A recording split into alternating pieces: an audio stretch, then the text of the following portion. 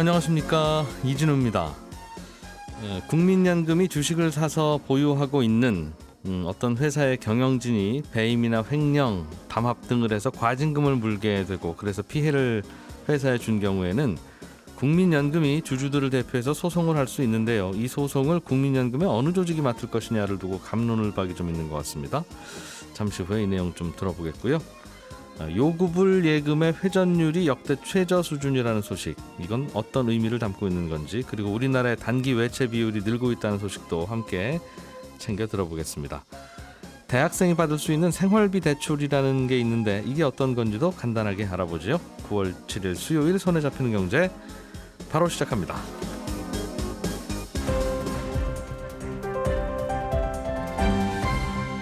이진우의 손에 잡히는 경제.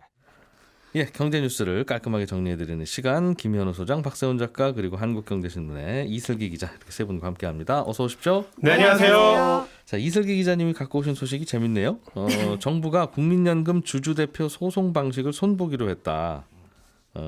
잠깐 설명해드린 대로 국민연금이 주주들을 대표해서 소송을 특정 회사 경영진을 상대로 하는 건데 그 방식에 뭔가 좀 논란거리가 있나 봅니다. 네, 그렇습니다. 다들 아시다시피 국민연금이 국내 주식시장이 가장 큰 손이지 않습니까? 예. 그런데 요즘 스튜어드십 코드라고 해서 이게 뭐냐면 주주들도 기업이 잘 못하면은 적극적으로 고치라고 요구를 해야 한다. 이게 사회적 분위기거든요. 예. 그래서 한국 주식을 아주 많이 들고 있는 국민연금도 주주로서 역할을 좀 해야 한다. 기업이 잘못하면은 국민연금이 주주로서 소송을 걸어서 따끔하게 혼을 내줘라 라는 사회적 요구가 그동안 있었습니다. 그리고 2019년부터 법을 고치면서 그게 가능하게 된 건데요. 그런데 문제가 국민연금 지배구조가 너무 복잡하다.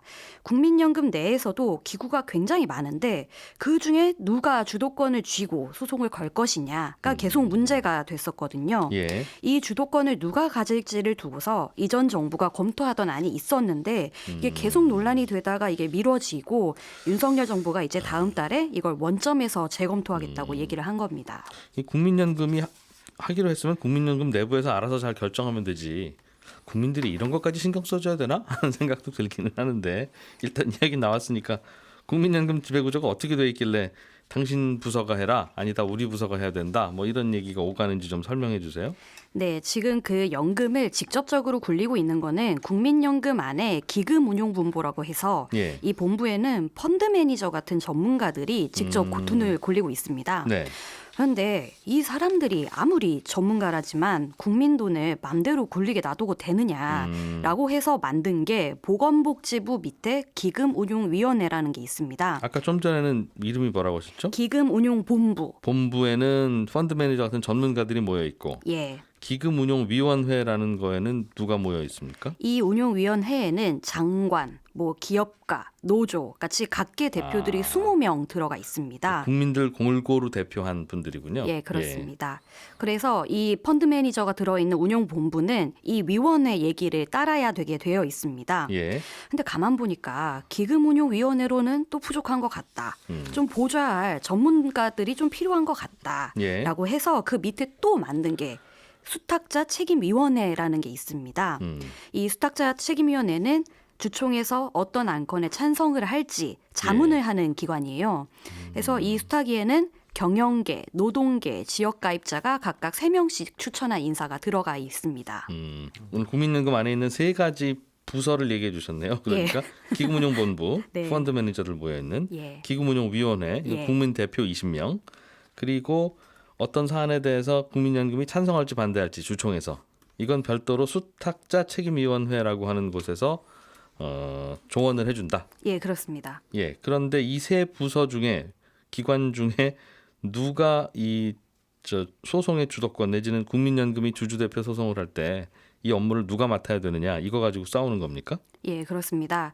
지금은 어떻게 되어 있냐 하면은 예. 연금을 직접 굴리는 기금운용본부, 펀드 매니저가 굴리니까 그 본부가 예. 소송도 주도해서 걸게 돼 있습니다. 그런데 이전 정부가 문제를 삼은 게 운용본부가 운용위원회 얘기를 듣게 돼 있지 않습니까? 근데 운용위원회 사람들이 소송을 좀 꺼리더라는 겁니다. 국민 대표들이 예, 그렇습니다. 예. 왜냐하면 장관이나 기업가들이나 이런 사람들로 채워져 있는데 이 사람들이 국민연금에서 평생 있을 게 아니라는 거죠. 네. 그래서 앞날을 생각해서 기업 눈치를 본다는 겁니다. 그래서 문재인 정부가 이제 조금 더 적극적으로 주주 관여를 할 수 있게 하려면은 예. 수탁위에 소송권을 좀 넘겨야 했다라고 했던 겁니다. 수탁자 책임위원회. 예. 여기도 경영계 3명, 노동계 3명, 지역가입자 3명인데 여기도 뭐 평생 여기 있을 거 아니고 기업 눈치 보기 시작하면 끝이 없죠 뭐. 지금 말씀하신 그대로의 얘기가 문제가 돼서 예. 그 지난 정부에서 이거를 결론을 짓지 못하고 이번 정부까지 이게 넘어오게 된 건데요. 예. 말씀하셨듯이 이 수탁위가 소송을 맡기기 적절한 구성이냐 하면 또 그렇지가 않다. 그 경영계, 노동계, 지역가입자가 3명씩 추천한 인사가 들어가는데 네. 민감한 사안은 경영계랑 노동계는 팽팽하게 싸웁니다. 서로 어차피 3대 3. 의견 다르고. 예. 예. 그러면은 보통 캐스팅 보트는 지역가입자가 쥐게 되는데 예. 이 지역가입자 추천 인사가 정권마다 특정 시민단체 출신이 과반을 차지하는 관행이 있다고 합니다. 그럼 다시 말해서 지배구조 자체가 취약한 기구라는 겁니다. 네. 또 다른 문제가 있는데 이 수탁위가 외부 전문가로 구성된 비상설 기구이지 않습니까? 법적 책임이 없다는 겁니다. 그 소송을 잘못했을 때는 국민연금도 피해를 입을 수 있는데 뭐 전문성이나 혹은 뭐 등등해서 좀 불안하다 이 얘기군요. 그렇습니다. 뭐 소송을 잘못 걸면은 괜히 주가만 떨어지고 예. 국민의 연금만 날려먹을 수 있으면은 예. 책임을 물어야 되는데 그 책임을 묻기가 어려운 구조라는 거죠. 그래서 이번 정부가 얘기를 한 게 수탁위에 이 넘기려던 안을 원점부터 다시 검토하자고 들고 나온 겁니다. 물론 이제 시민단체가 과반수를 점하는 수탁위에 소송 주도권이 넘어가면은 소송을 너무 남발하지 않냐라고 예. 재계가 반발하던 것도 영향이 있습니다. 처음에 말씀드렸지만 그냥 국민연금이 좀 알아서 하지. 국민연금 내부 싸움까지 우리가 심판봐줘야 되나 참 피곤하긴 합니다만 일단은 그러면 정부는 어떤 입장입니까? 지금처럼 그러면 지금은 기금운용본부에서 소송 주도권을 쥐게 되어 있어요? 펀드 매니저들 집단이? 예, 지금은 그렇게 되어 있는데 예. 아무래도 안 하고 있습니다. 2019년부터 법이 마련이 돼 있는데도 이 패가 너무 세다 보니까 아무도 안 했어요. 소송을. 아, 소송을. 네. 예. 그래서 이제 소송 주도권을 어떻게 쥐어야 하냐 아직 발표된 게 없습니다. 예. 근데 많이들 생각하시는 게 뭐 이제 아마 단순히 수탁이냐 운용본부냐 이제 선택하는 게 이탁이 아니라 국민연금의 지배구조 자체를 다시 한번 뜯어보지 않겠느냐라는 겁니다. 예. 왜냐하면 이제 새로 취임한 국민연금 이사장이 기금 운용의 전문성을 강화하라는 정부의 미션을 받은 걸로 알려져 있거든요. 네. 근데 지금 아까 말씀드렸듯이 뭐 국민연금 지배구조 문제가 여러 차례 이 문제가 있다고 지적이 돼 온 겁니다. 사실 연기금이 제일 잘해야 하는 게 돈을 잘 굴려서 연금 네. 많이 돌려주는 건데 그러기에는 지금 뭐 위원회가 너무 많고 뭐 구성이 너무 정치적으로 되어 있다는 지적이 많았거든요. 국민이 주인이다 보니까 사실상 주인이 없는. 예, 그렇습니다. 그러면 다른 나라 어떻게 하냐? 그러면 실제로 일본이나 미국, 네덜란드 주요 연기금을 보면은 예. 그 최고 의사 결정 기구에 정부 측 인사가 한 명도 없습니다. 모두 다 경제 금융 전문가로만 이루어져 있습니다. 그 말은 정부 바뀌어도 이 사람들은 그냥 간다는 말이군요. 예, 그렇습니다. 예. 또 이제 정부 입김에 이렇게 휘둘리지도 않고요. 그래서 전문가로만 해야 국민연금이 소송을 해도 잡음을 덜 수 있는 게 우린 정말 순수하게 수익률을 위해 했다. 예. 국민들의 연금을 위한 거다라는 명분도 생기거든요. 그래서 연금 사회주의라는 비판에서 벗어나기 위해서도 연기금의 전문성 강화가 필요하다라는 게 많은 전문가들의 의견입니다. 우리는 워낙 왼쪽 오른쪽의 대립이 심각하다 보니까 정권 바뀔 때마다 어디는 친기업 또 어디는 반기업. 그래서 좌회전 우회전이 좀 심하죠. 그러다 보니 일관성이 없는 거 아니냐 하는 지적도 같이 나오는군요. 네, 그렇습니다. 알겠습니다. 일단 국민들은 이런 논란이 있는 것까지만 보고 받을게요. 네. 김현우 소장님. 네. 요구불 예금 회전율이 역대 최저 수준이다. 이런 예. 뉴스가 있던데 네. 요구불 예금 회전율이라는 게 뭡니까? 네, 일단 요구불 예금이라는 건 예금주가 언제든 마음만 먹으면 요구하면 인출해 갈 수 있는 돈입니다. 그러니까 수시입 출금 통장 아니면 기업들이 쓰는 당좌 예금 이런 것들인데 예. 뭐 우리가 가입하는 정기 예금, 적금 뭐 이런 것들도 깨면은 인출할 수 있지만은 그거는 통계상 저축성 예금으로 분류하고 예. 요구불 예금은 말 그대로 특별한 만기가 없는 언제든 꺼내갈 수 있는 이 예금만 해당합니다. 그런데 이 요구불 예금의 회전율이라는 건 뭐냐? 은행에 쌓여 있는 모든 요구불 예금의 평균 잔액 대비 인출한 금액으로 계산합니다. 예를 들어서 요구불 예금의 평균 잔액이 100인데 한 달 동안 인출한 금액을 보니까 500이다. 그럼 빚을 지지 않는 이상은 이걸 넣었다 뺐다 최소한 5번은 한 거잖아요. 그렇죠. 그래서 이 요구불 예금의 이 회전율은 5회다 이렇게 보는 건데 이 통계를 이제 한국은행에서 발표를 합니다. 근데 지난 6월 기준 요구불 예금의 회전율을 보니까 14.1회로 나타났고 이게 역대 최저 수준이다라는 뉴스입니다. 요거에 대해서는 이제 여러 가지 해석이 가능한데 네. 최근 뭐 투자 심리가 위축돼서 사람들이 돈을 요구불 예금에서 빼가지고 어딘가에 투자를 해야 되는데 그러지 않고 그냥 묵혀만 두고 있다. 잠자고 있는 돈이 이렇게 늘어나고 있다라는 해석도 있고요. 예. 그런데 이렇게만 보자면은 경기에 따라서 요구불 예금의 회전율이 뭐 늘어나기도 하고 줄어들기도 하는 게 정상이죠. 그런데 월 단위로 보면은 약간 그런 흐름이 나타나긴 하지만 장기적으로 봤을 때는 이 추세가 하향하는 추세입니다. 그러니까 꾸준히 그렇죠. 지금으로부터 한 10년 전쯤이 2011년 1월부터 지금까지 통계를 보면 꾸준하게 우하향하고 있거든요. 그때 당시에는 36회를 넘었었는데 예. 지금은 거의 뭐 반토막 이하로 떨어진 14회 정도로 나오니까요. 그래서 실제로 고기를 연간 단위로 끊어보면 1년에 한 번씩은 늘 역대 최저 수준을 한 번씩 찍습니다. 예. 그러니까 계속적으로 떨어지고 있다는 건데 이게 뭐 어제 오늘 일은 아니다. 맞습니다. 최근 몇 년의 경기 탓도 아닌 것 같고. 그렇습니다. 그게 투자 심리가 최근 몇 년 동안 아니면 장기적으로 위축되는 것도 아니고 네. 요건 이제 10년 전에 비해서 지금까지 보니까 뭐가 달라졌느냐? 통화량이 증가했다라는 겁니다. 그러니까 통화량의 증가는 증감률의 차이는 있지만 늘 꾸준하게 늘어나고 있잖아요. 예. 통화량은 늘어나는데 비해서 실물 투자나 경제가 이 성장하는 속도는 그거보다 더 늦기 때문에 예. 시간이 갈수록 이 요구불 예금의 회전율이라는 건 자연스럽게 하락을 한다. 그래서 이제 성장이 가팔랐던 80년대, 90년대를 보면 실제로도 굉장히 빠르게 올라갔습니다. 크게 오르다가 외환위기를 기점으로 네. 꺾어지기 시작해서 하락하는 추세거든요. 그러니까 나는 매달 쓰는 돈은 똑같은데 월급이 조금씩 쌓여가지고 월급 통장에 많이 잔액이 늘어난다. 그러면 예. 내 월급 통장의 잔액 대비 쓰는 돈의 비율은 매달 줄어들겠죠. 쓰는 돈은 똑같은. 그런 경험이 있어요. 예전에 제가 뭐 돈 잘 안 벌 때 네. 학생일 때는 예. 통장에 뭐 5만 원 들어 있으면 네. 5만 원 낼름 다 찾아서 쓰고 또 뭐 3만 원 생기면 예금에 놨다가 네. 2만 원 찾아서 쓰고 예. 막 그렇게 아주 큰 바다에서 작은 돛담배가 왔다 갔다 하듯이 그렇죠. 그렇게 다녔는데 요즘에는 뭐 그냥 한 100만 원쯤 있으면 그냥 있나 보다 싶고 그냥 마음 많이 편하게 쓰시네요. 100만 원쯤은 있더군요. 네. 알겠습니다. 예. 그 느낌하고 비슷한 거다. 그렇습니다. 그래서 이 통계를 두고서 이 한국은행에서 따로 뭔가 보고서를 내지도 않고 있고요. 예. 또 그래서 이것만 보고 투자 심리가 어떻다 혹은 뭐 경기가 어떻다라는 걸 단적으로 판단하기는 어렵고요. 실제로 1년을 쭉 놓고 보면 해석이 어려운 부분도 있습니다. 보통 이제 12월의 회전율이 연중에 가장 높아요. 예. 무슨 이유에서인지 기업이나 가게가 12월 정도 되면 돈을 굉장히 많이 꺼내 썼다가 넣었다가 한다는 거죠. 뭐 이쪽으로 2월이나 옮겼다가 저쪽으로 돌렸다가. 그렇습니다. 2월이나 9월쯤 되면 그게 회전율이 낮아지고 이런 예. 추세가 있기 때문에 이걸 두고 경기나 뭐 투자 심리가 어떻다라고 판단하는 건 무리고 여러 가지 다른 통계들과 종합해서 봐야지 의미가 있는 통계라고 볼 수 있습니다. 요구불 예금 회전율이라는 통계. 앞으로는 이런 뉴스 나오면 이건 뭐 아주 장기적인 추세가 하향이기 때문에 그건 뭐 매년 그렇게 해석하기는 좀 어려워요라고 하면 꽤 좀 아는 분이구나 하는 얘기를 좀 듣겠군요. 그렇습니다. 알겠습니다. 박 작가님이 준비해 오신 소식은 네. 우리나라 단기 외채 비율이 꽤 많이 늘었다는 소식인데 우리는 그렇습니다. 이 단기 외채 비율이라는 용어에 굉장히 민감합니다. 민감합니다. 이거 늘어나면 자칫하면 또 예전처럼 또 나라 흔들리는 거 아닌가 하는. 그렇습니다. 음. 단기 외채는 외채, 외국에서 빌려온 대출인데 단기, 만기가 1년 이하인 걸 말하는데 네. 단기 외채의 비율은 외환 보유액 대비로 단기 외채 액수가 얼마나 되느냐 요걸 봅니다. 예. 올해 2분기 기준으로 이 비율이 대략 42% 정도 되는데요.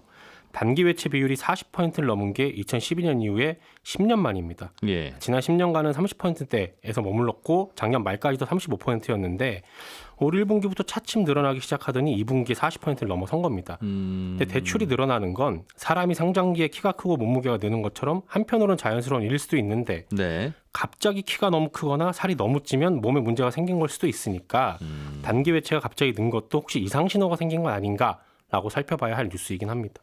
그 부채가 있는 건 당연한데 네. 왜 하필 단기 외채, 즉 만기가 빨리빨리 돌아오는, 네. 즉 대출을 받아왔는데 대출 받아온 거에 관계없으나 이거 만기 언제까지예요? 그러면 다음 달에 갚으라고 합니다. 네. 이제 이런 거라는 거잖아요. 그렇습니다. 왜 이런 걸 빌려오셨어요? 라고 하는데 물을 수밖에 없을 텐데. 그렇습니다. 예. 이렇게 는 이유가 크게 두 가지가 있는데 첫 번째 이유는 보통은 경기가 위축되는 조짐이 보이면 금융회사나 기업들이 달러 부족 현상을 대비하려고 일부러 외화 대출을 좀 늘립니다. 예. 달러를 쓸 필요가 있을 때 달러를 조달하지 못할 수도 있으니까 아하. 특히 지금처럼 달러의 가격이 높을 때는 당장 필요하지 않은 달러라도 일단 조달해놓고 보자라는 일종의 사재기 심리가 발동이 되기도 하고요. 예. 두 번째 이유는 해외 주식이나 해외 채권 투자가 여전히 증가세라서 그렇습니다.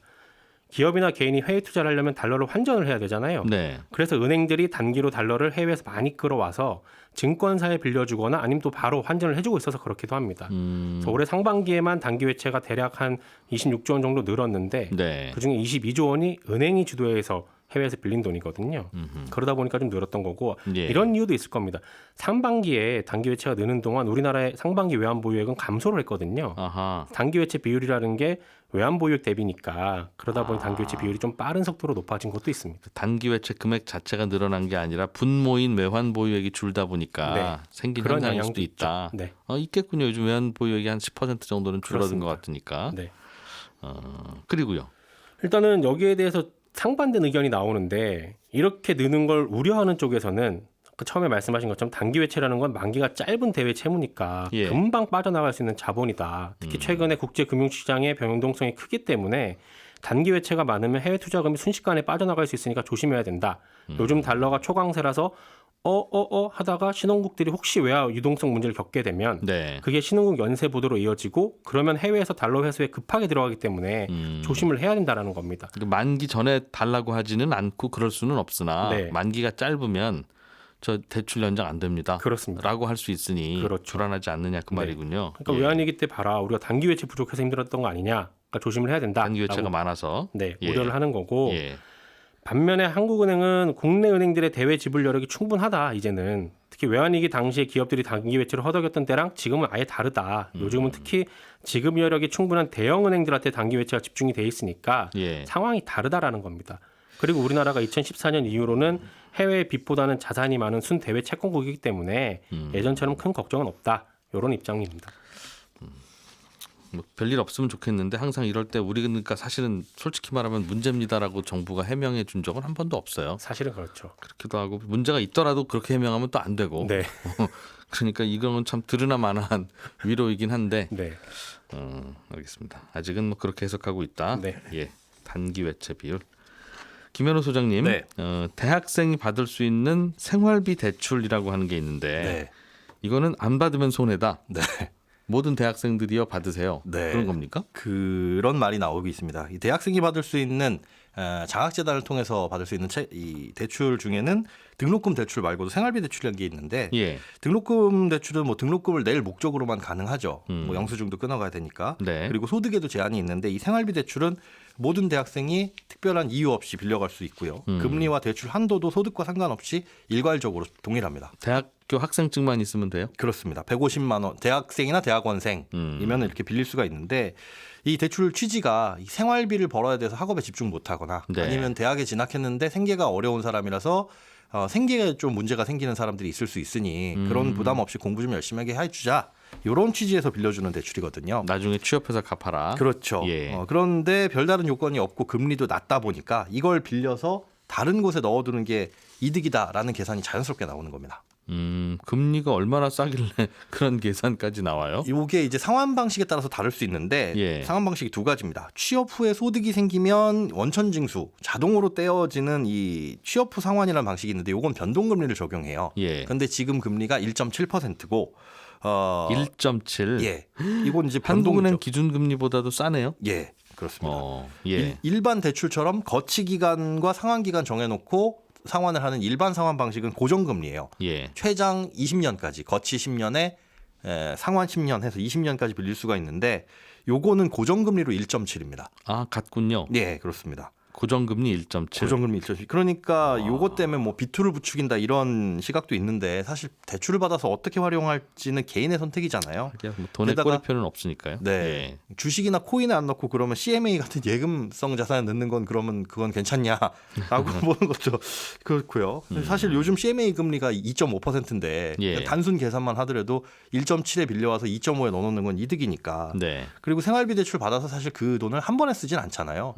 아껴 써서 2만 원, 3만 원 쓰고 나머지 돈을 CMA에 넣는 것과 무슨 차이가 있느냐라고 봐도 사실 뭐라고 할 말은 없습니다. 야, 이거는 참 입장 애매하네요. 이거 결국 나라 돈일 거고. 그렇죠. 어려운 대학생들을 위해서 만든 거니까 우리 모두 다 같이 달려가서 대출 받읍시다 하기도 그렇고. 예, 맞습니다. 근데 구조적으로는 그냥 받기만 해서 수시 입출금에다 넣어놓더라도 이익이니까 맞습니다. 알뜰 경제 차원에서는 가능하면 당연히. 받읍시다 하는 예. 게 맞는 것 같은데. 그래서 이제 도덕적 해이에 대한 얘기도 나오는데 개인이라면 받아가지고 넣어놔야 되는데 그럼 재원이 어디서 나오냐? 예. 결국은 나라 돈이죠. 장학재단이 발행하는 뭐 채권 이런 것들이고 손실이 발생하면 국가가 메워주도록 되어 있으니까 예. 이런 부분에 대한 문제점들이 있는데 근데 또 이 한편으로는 대학을 진학한 경우에만 주어지는 특혜다라는 지적도 있습니다. 하기야. 예, 그런 대학을 부분도 가지 않고 있겠어요. 그럼 미취업자 신분에서 빌릴 수 있는 정책자금 대출은 뭐가 있냐 보니까 햇살론 유스라는 상품이 있거든요. 햇살론 유스. 예, 유스. 유스가 유스 호스텔 할 때 그 아, 유스군요. 젊은이들을 위한 햇살론. 그렇습니다. 예. 이거 같은 경우는 대출 금리 3.5%에다가 보증료 0.5%가 있어요. 그래서 합치면 4%의 돈을 빌려야 되는데 네. 대학생이라는 신분을 취득한 것만으로 1.7%의 최장 20년 상환짜리 대출을 해주는 것이 형평성에 맞느냐라는 대학 못 가면 나라 돈도 이자가 비싸냐? 그렇죠. 그 지적은 피할 수가 없습니다.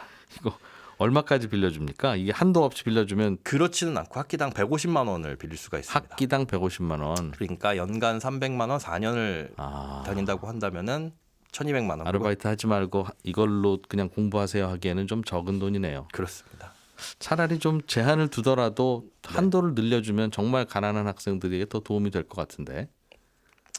근데 그걸 또 이제 정말 가난한 학생을 선별한다라는 것도 그렇고 예. 또 아무에게나 또 빌려준다라는 것도 앞서 말씀드린 그런 이유 때문에 생기는 거 아니냐.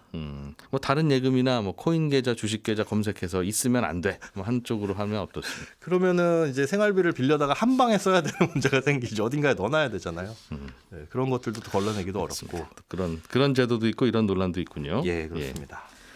박세훈 작가님, 네. 어제 방송에서 가상자산 거래소의 송금 착오 사건 네. 얘기를 전해주시다가 시간이 부족해서 오늘 해주신다고 했는데 그렇습니다. 해주세요. 그 세상에 별일도 다 있다 싶은 얘기인데 호주에서 있었던 일이에요. 예. 환불 과정에서 착오가 있었는데 고객이 10만 원을 환불을 해달라고 했더니 거래소가 100억을 돌려줬다는 겁니다. 환불이라는 게 뭐예요? 가상자산 거래소에서. 네, 돈을 넣었는데 아마 나 이제 돈 찾을래요? 네, 예. 10만 원으로 주세요 했는데 100억을 준 거죠. 예. 환불 금액을 적어야 하는 곳에다가 예. 환불을 요구한 고객의 계좌번호를 적는 바람에 이런 일이 발생을 했다라는 겁니다. 예. 근데 한 가지 의문인 게 뭐냐면 이것도 좀 이상하지만 이 송금 착오가 작년 5월에 있었던 일이거든요. 네. 근데 그 사실을 거래소에서 전혀 모르고 있다가 작년 12월 말에 연말 결산을 하다 그때서야 발견을 했다는 겁니다. 돈 많은 거래소군요. 그렇습니다.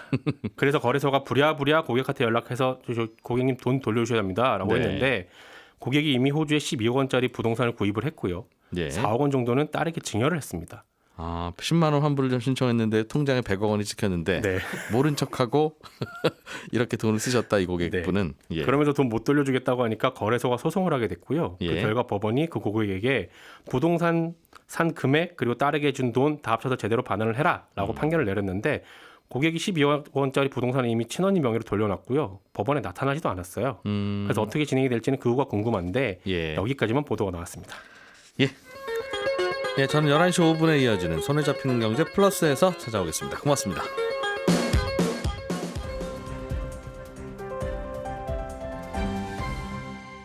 경제를 생각하는 사람들의 즐거운 습관. 이진우의 손에 잡히는 경제.